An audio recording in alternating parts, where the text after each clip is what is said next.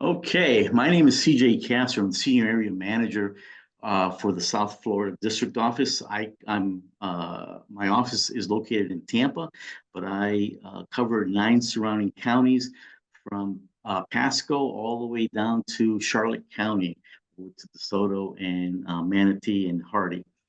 But that's who I'm your basically I am your local SBA individual. And this workshop or this presentation is basically to inform you on how the SBA loan guarantees work. So welcome to the SBA's Access to Capital, brought to you by the South Florida District Office of the United States Small Business Administration and the local Pasco SCORE chapter in Pasco County. And as soon as I figure out, there we go. All right. Let's set the foundations for this discussion with a few facts. SBA does not lend directly to the small businesses. SBA loans are loan guarantees. They are designed to reduce traditional lender risk and make it easier for the small businesses to get funding they need. You may not need an SBA guarantee, and if you don't need one, that's great. It's fantastic. SBA only makes direct loans in the case of businesses and homeowners recovering from a declared disaster in the area that you either live or you have your business. Traditionally, a standard relationship with a bank basically involves you, the borrower, and the lender. And the standard relationship between the lender and the borrower, the lender provides capital to the borrower, but accepts the risk associated with that agreement all by itself. In the case of when SBA comes in, it reduces the risk of the lender associated with the loan. So the SBA comes into play when, after an assessment that the prospect borrower projects does not follow or does not fall under the lender's regular lending policies. Under these circumstances, the lender can ask the SBA for a loan guarantee on the loan to the small business in exchange for a guarantee fee following the SBA guidelines. The SBA backed loans encourages lenders to grant credit that otherwise wouldn't be available to on reasonable terms or conditions. SBA guarantees loans generally have rates and fees that are comparable to non-guaranteed SBA loans. SBA only makes direct loans in the case of businesses and homeowners from recovering disasters. I'm going to repeat that 3 or 4 times because I probably get about 15 phone calls a day asking for a loan or a grant, and we do not have grants at the SBA side, but we do have loan guarantees that we provide to the bank. The loan guarantee process. Let's get started with this. Well, with all the complexities, you may be wondering why lenders continue to use SBA guarantees. There are several good reasons. Lenders may want a longer maturity than it can normally provide. There could be a collateral shortfall, or it might not be the right type of collateral. I remember a couple of times when I was a lender, we had perishables or livestock as collateral, and some of the banks didn't want to accept that type of collateral, so they basically invoked the SBA guarantee, and they didn't take on the collateral that was available because it wasn't appropriate for the bank to acquire it. SBA guarantees also provide funding opportunities for small business startups, ownership changes, which a lot of banks love ownership changes if you're looking to buy an existing bank. It's a hot spot with a lot of lenders. Or businesses with a generally higher turnover is another opportunity that the banks don't have a lot of appetite for. And you may want to participate in a secondary market to increase the institution's income opportunities. Most lenders, a lot of lenders, they will take the SBA guaranteed loan since it's a federally guaranteed loan and sell it in a secondary market and it provides income for them. So if you have a model that at the bank that allows you to do that, it's very profitable for the bank to get involved with the SBA loans.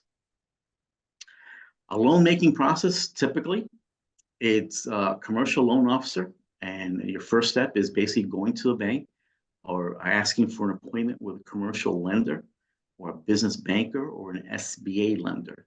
A commercial loan officer at a lender that has been pre-authorized to offer SBA loans guarantees. Most likely 90% of the banks that you work with use the SBA loan guarantee products. The loan project does, if you present a loan deal or a loan situation or a loan request, I should say, and doesn't meet the lender's regular lending conditions or criteria, then the SBA authorized lender can decide to proceed with the project with a guarantee from the SBA. When I was a lender, there were probably about, I would say about 40% of the loans that came into the door, I couldn't get them approved. After I discovered the SBA loan products, I went back to those 40% and I was able to at least get 70% of them approved under the SBA umbrella. So it allows a lender to have more latitude when when entertaining loan requests. Lenders certify that they are not able to make the loan unless an SBA guarantee is utilized. All the underwriting is completed by the commercial lender, who can decide what guarantee program might be the best situation for their client. Depending on the type of authorization, the process can be a lender with delegated authority can make the loan completely in-house. If the loan is one that can be approved with delegated authority. If the lender does not have delegated authority, the lender submits the loan to the SBA Loan Guarantee Processing Center, which is basically we refer to them as the LGPC. There is one in Hazard, Kentucky, and one in Citrus Heights, California. I had the pleasure of working at both locations. That's all they do is basically process these loans, making sure that they pass the eligibility test. If you want to know a lot more about loans than you care to do, we have a thing called an SOP, Standard Operating Procedure Manual. That procedure manual kind of highlights all the eligibility requirements. That SOP is called 50-10 7.1. And if you Google SBA 5010 7.1, it'll come up and you can look more into the SOP, which is basically all the lenders look at it. It's the way that most lenders lend. Once approved, the loan authorization is prepared, which outlines the terms and conditions of the loan guarantee. Then the loan is dispersed according to the authorization. So let's talk about mandatory requirements for these loan guarantees. It has to be eligible. A small business needs to be in operation, organized for profit. We do not provide our programs for nonprofit organizations. It has to be located in the United States, and it has to be classified as a small business determined by the SBA. Businesses are categorized by their NAICS codes, and the NAICS codes basically is the North American Industry Classification System. If you've currently filed taxes under your business, that NAICS code is located on the left corner of your tax return. So if you don't know your NAICS code, it's located on your tax return. Your accountant should know it, or your bookkeeper. As of August 1st of 2023, SBA started compliance verification, which basically it's another layer of making sure that you are eligible for these this assistance from the federal government in the form of a loan guarantee. SBA has restrictions on the uses of proceeds, and some of the uses of proceeds that are highlighted here are loans. Proceeds may not be used for the payment, distribution, or loan to an associate of the applicant, except for compensation for services actually rendered. Loans to the applicant for an ineligible affiliation business. Federal government, even though there's a lot of money in cannabis industry, we still cannot lend to the cannabis industry because federal regulations prohibit that.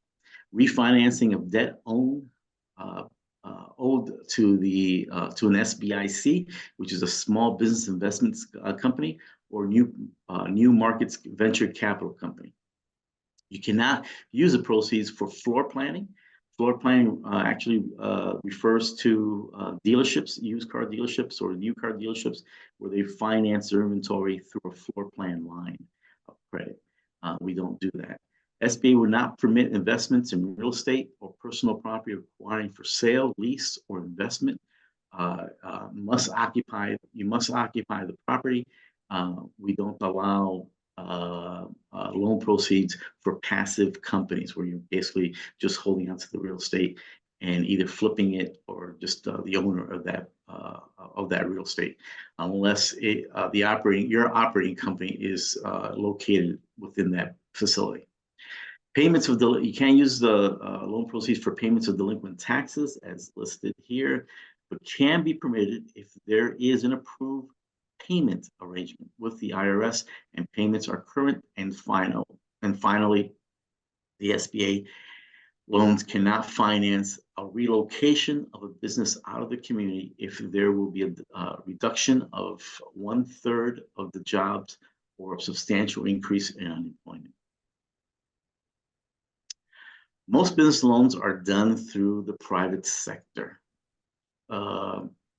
To give small businesses a level playing field, there are SBA loan guarantees. SBA doesn't lend money directly. Instead, SBA provides a guarantee to a pre-approved lender that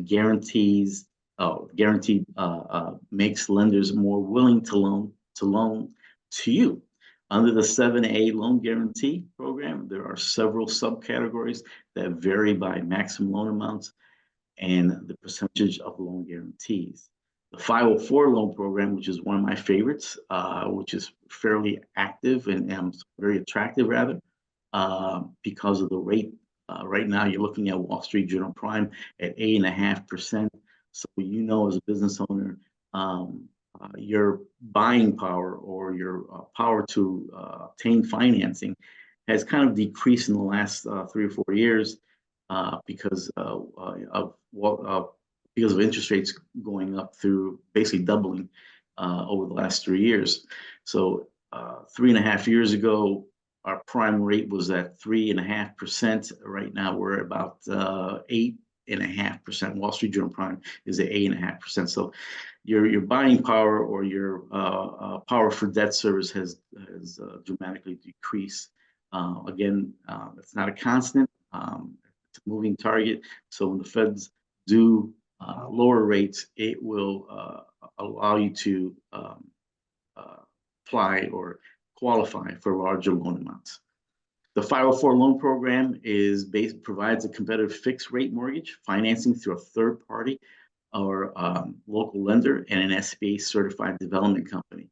For periods of 10, 20, and 25 years, you may only need to bring 10% of the total loan amount on the table, making the combined financing more affordable to you. There are also loan programs that are geared towards international trade. Some loan programs set restrictions on how you can use the funds. So check with your local SBA loan approved lender. When requesting a loan, your SBA lender can match you with the right loan type and loan guarantee type. The amount of the SBA will be backed is based upon the amount of the loan. Most of the popular loan guarantees, which is basically our flagship 7A loan program, under the 7A loan guarantee program, there are several subcategories that may vary by the maximum loan amount and the percentage of the guarantee. Here's an example of the different programs under the 7A loan program. You first have your 7A loan program, maximum of $5 million. Then you have your small loans under $500,000. And then in red, you have the SBA Express and Vet Express, which are loans under $500,000, and they require less documentation to get those approvals. Kind of excited, SBA International Trade, that provides a 90% guarantee to the lender if you're involved with international trade or export working capital.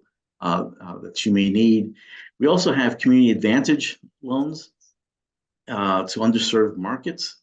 And finally, we have the cap lines, which I'm also excited on these guys because we're extending these cap lines. They're basically short-term working capital lines. They kind of work like a credit card when you draw on it, and you get your receivable because you need money on a short period of time. When you receive the receivables, you pay that off, and basically the amount. Is the full amount is available to you after you repay it back again, and you go up to 10 years. SBA is going to come out with a new product enhancing the cap line products coming to June 1st is the target date. You know how the federal government is; it may be July 1st before it actually hits the payment. But that's a great opportunity to finance small businesses' short-term working capital needs, and you're not paying for money that you don't necessarily need right away, but later on during your cash flow cycles, you may need to dip into it, and you can pay it back anytime you want to stop those interest charges from accruing. The 504 loan program is pretty different. It provides long-term fixed rate financing for major fixed assets that promote business growth, job creation. But what does that mean? If you have a business project for which you need a longer repayment term because you are purchasing a major fixed assets of real estate, the 504 is a good option. Repayment terms can be up to 25 years. The 504 loan programs are available to the certified development companies, the CDCs, and SBA community-based partners who regulate nonprofits and promote economic development within their communities. CDCs are certified development companies and are regulated by the SBA.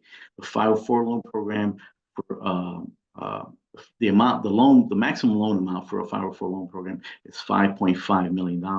For certain energy products, borrower can provide or can receive a 504 for up to $5.5 million for projects up to 3 projects, not to exceed $16.5 million. And it's all guaranteed by the SBA. Exporters often find it extremely hard to get loans for things like day-to-day operations, advance orders with suppliers, and refinancing for existing debt related to international buyers. SBA has a suite of 3 export loan guarantee loan programs. The first one is the Export Express that can basically lenders can directly underwrite a loan without getting prior approval from the SBA, allowing you to get capital quickly. Loans are typically approved within 36 hours and can be up to $500,000. SBA export lenders also offer export working capital loans, which allow small business owners to apply for loans in advance of finalizing an export sale or contract, giving exporters greater flexibility in negotiating export payment terms. These loans can be up to $5 million, and the turnaround time is usually within 5 to 10 business days. Additionally, small businesses can apply for international trade loans for helping entering the international markets and making investments to compete with other foreign sellers globally. These loans offer a combination of fixed assets, working capital, financing, and debt refinancing with the SBA's maximum guarantee of 90% on the total loan amount. The maximum loan is $5 million in total financing for that product. SBA also works with the approved community-based lenders to offer microloans nationwide, which go up to $50,000. Microloans are geared towards riskier businesses, new type of businesses, startups. While the microloan could have slightly higher rates, they can help small businesses get their foot in the door with financing and a positive record and create a positive record with a microlender, and can also open up other financing options in the future. Microloans have competitive terms, normally lower down payments, flexible overhead requirements, and other technical assistance. and services like setting up accounting systems for the borrowers to find an authorized microlender near you. You can click on the link there where it says, or just Google microloans, SBA.gov. If you have never gone to the SBA.gov website, I encourage you to visit it. It's a treasure trove of information. If you need assistance navigating it, contact your SCORE volunteers. They're wonderful guys. They know about the uh, uh, our website. It is definitely a treasure trove of information. Sometimes I'll find something in there, and it takes me about 2 or 3 days to go find it again. So make sure when you find something, print it out, send it to yourself. And that's probably the best way of looking at it. And I'll tell you a little secret. If you get into our website, and if you go all the way down to, scroll all the way down to the bottom and go to sitemap, it'll and you hit sitemap, it'll come up with all the major topics and all the subtopics. And all you have to do is click on those subtopics. It'll come up for you. It's a little easier to navigate that way. Community development financial institutions, or CDFIs, are set up to deliver affordable lending to disinvested communities. They leverage funding from public and private sources to finance small businesses in their coverage area. There is a link to the CDFI located on the screen. In addition, many CDFIs also provide technical assistance, like special assistance for marketing, which is always a great benefit for you. If you go and Google CDFI locator, or go into SBA.gov and do the CDFI locator up on the magnifying glass, it'll give you a list of all the CDFI organizations in your area.